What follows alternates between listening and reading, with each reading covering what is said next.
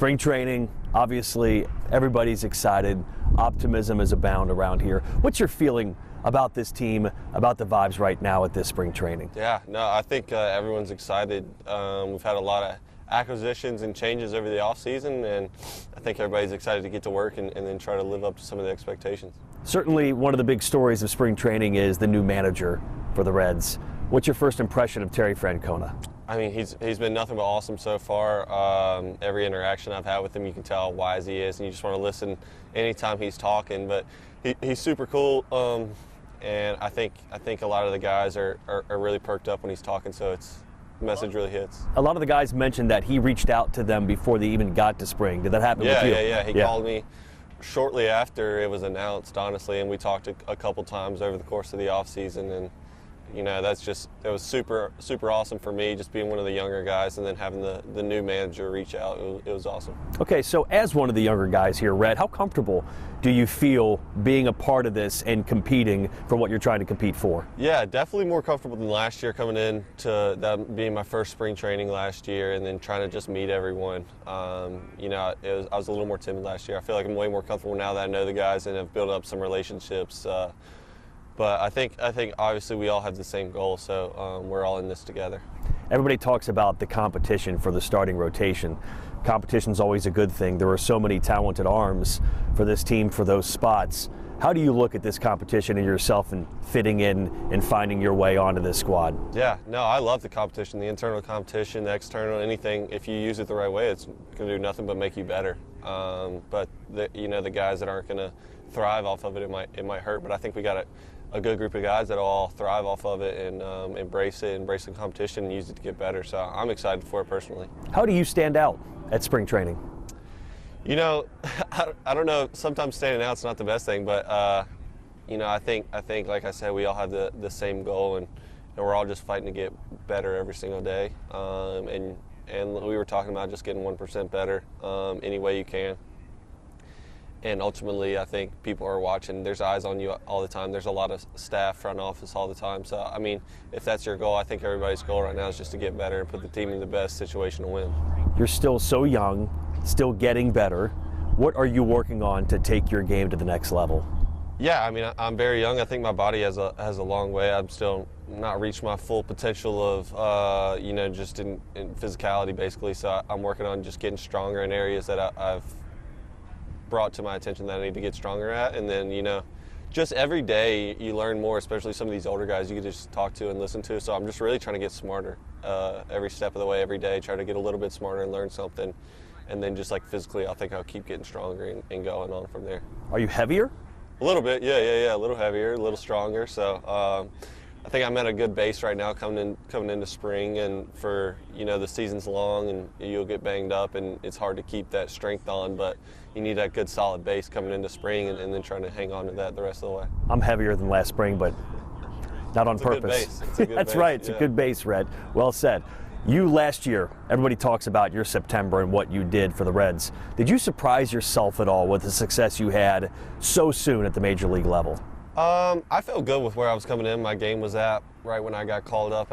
I strung together maybe a couple months that were pretty good together. So I knew my game was probably the sharpest it's been in a while. So I felt nothing but confident. The numbers aside, I wasn't too worried about the numbers. I was trying to get out there and, you know, try to give our team the best chance to win every single game. And I think I honestly there was aspects I could have thrown the ball a little bit better in some areas.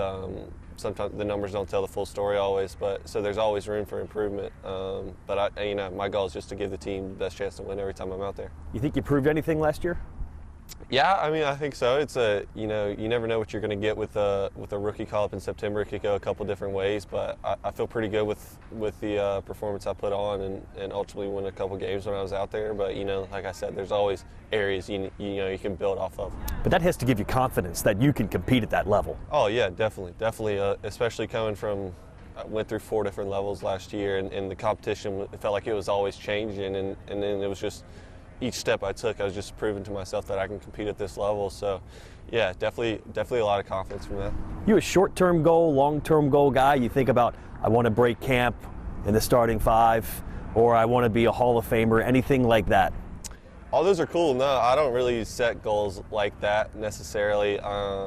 I'm kind of more just like, I know what I need to do to put myself in the best situation to succeed, so I'm just going to hold myself to that standard to do those things relentlessly and then follow my routine. So, and all that stuff will, you know, kind of take care of itself. But there's always things like you strive for, but it's not really, it's like you set your goals, but then you have to like build the routine to get to those goals, and I'm way more focused on doing the routine the right way than where I end up at the end of the year. You know?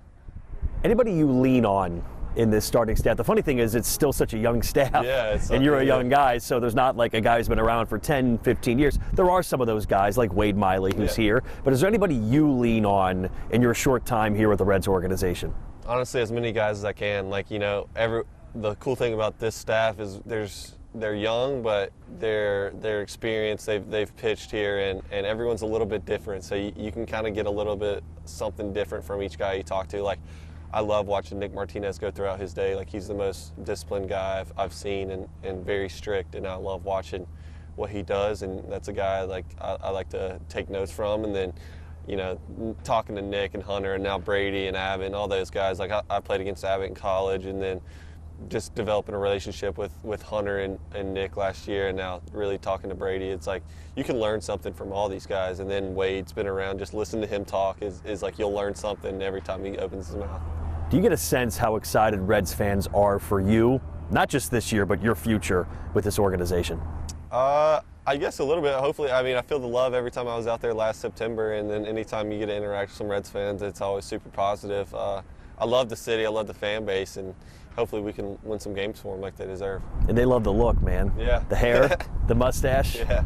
Is that something that you just always had?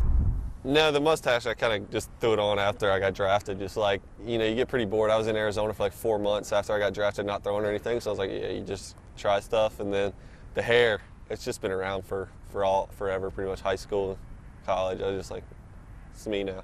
It's just you. Yeah. Signature. Okay, let me finish with this. The expectations are very high for the Reds this year. You know that.